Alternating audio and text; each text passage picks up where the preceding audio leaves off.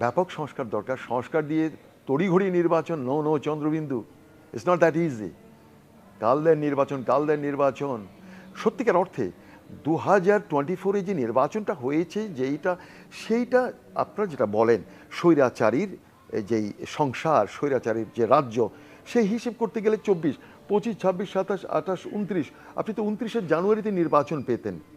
যদি এরা যদি রক্ত না দিয়ে আনতো, তাহলে আপনাকে 29 পর্যন্ত আপনাকে আগুন খেয়ে অঙ্গার হাঁকতে হতো, প্রতিদিন আগুন খেতে হতো, সকালে উঠে আপনি অঙ্গার ছাড়তে হতো।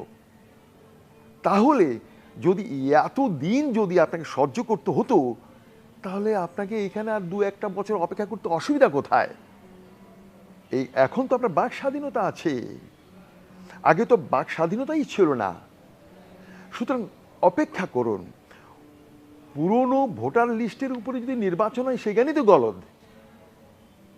আপনি ভোটার লিস্টও তো করতে হবে, সংশোধন করতে হবে, অ্যামেন্ডেড করতে হবে। এখানে হালনাগাদ, যেটাকে বাংলায় বলে আপডেট করা, বাংলাতে বলে আপডেটেড, ইংরেজিতে বলে হালনাগাদ। কারণ হালনাগাদ বললে ও বুঝবে না, আপডেটেড বললে বুঝবে যে ও এটাই তো আসল বাংলা। তো আপডেটেড করতে হবে, আপডেটেড করার পরে তো নির্বাচনে ভোট দিতে যাবে। তো ভোট দিতে হলে আগে কোন ভোট হওয়া দরকার? অনেকে বলে সাংবিধানিক সংকট দেখা দিতে পারে। চান্দু, এতদিন সাংগঠনিক চান্দু, ওটা নিয়ে আর চিন্তা করো নাই। এখন বলে স্থানীয় নির্বাচন আগে হলেই সাংগঠনিক সংকট দেখা দিতে পারে। কিন্তু আমি বলছি, আগে যদি পার্লামেন্টারিয়ান নির্বাচন হয়ে থাকে, তখন হবে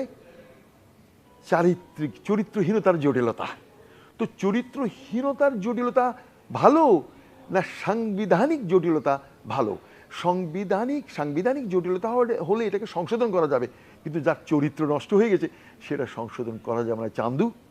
কারণ পার্লামেন্ট ইলেকশন যদি আগে হয়ে থাকে, তার ছত্রছায়ায় যে স্থানীয় নির্বাচন হয় সেটা কিন্তু প্রভাবমুক্ত হবে না। তখন সে তার মতো করে উপজেলা নির্বাচন করবে, তার মতো করে উপজেলা চেয়ারম্যান করবে, তার মতো করে তার শালাকে বানাবে ভাইস চেয়ারম্যান, তার স্ত্রীকে করবে উপজেলা চেয়ারম্যান, তার শালিকে করবে মহিলা মেম্বার, মহিলা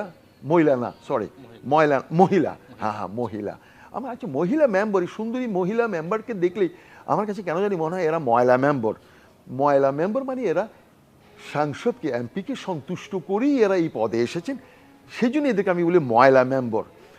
এবং এমপি যারা, এই যে সংসদে যে সকল মহিলা মেম্বার যারা এমপি হয়, এদেরকেও আমি বলি এরা হচ্ছে মহিলা মেম্বার।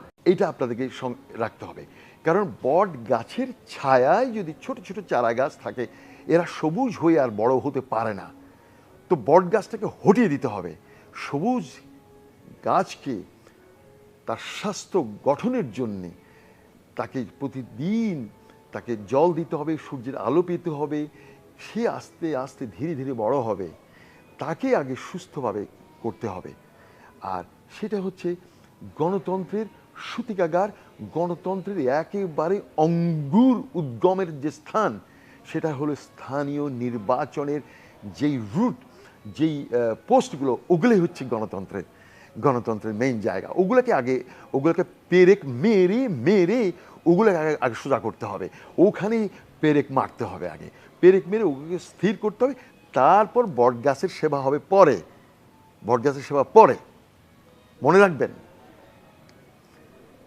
পার্লামেন্ট মেম্বার সে তার নমিনেশন কেনে ঢাকা থেকে, সে নির্বাচিত হওয়ার পরে স্থানীয় নির্বাচনের ইউপি চেয়ারম্যান মেম্বার ওরা নমিনেশন কেনে এমপির কাছ থেকে।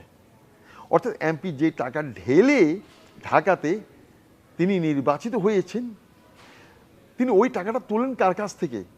স্থানীয় নির্বাচনে যে সকল ইউপি চেয়ারম্যান, যা উপজেলা চেয়ারম্যান, ওদের কাছে, ওদেরকে নমিনেশন দিয়ে ওই টাকাটা সে তোলে। তাহলে এখন প্রশ্ন হলো, ওই ইউপি মেম্বার, ইউপি চেয়ারম্যান ও টাকা কার কাছ থেকে তুলবে? ও তুলবে আম জনতা থেকে, জনতা থেকে, যারা 1 কাপ চায়ের বিনিময়ে গণতন্ত্রকে বিক্রি করে, সেই বোকা তাদের কাছ থেকে তাদের হাড় মাংস মজ্জা বিক্রি করে তারা এদের ক্ষুধা নিবারণ করে। That's why I say, first স্থানীয় নির্বাচন, তারপরে সংসদ নির্বাচন।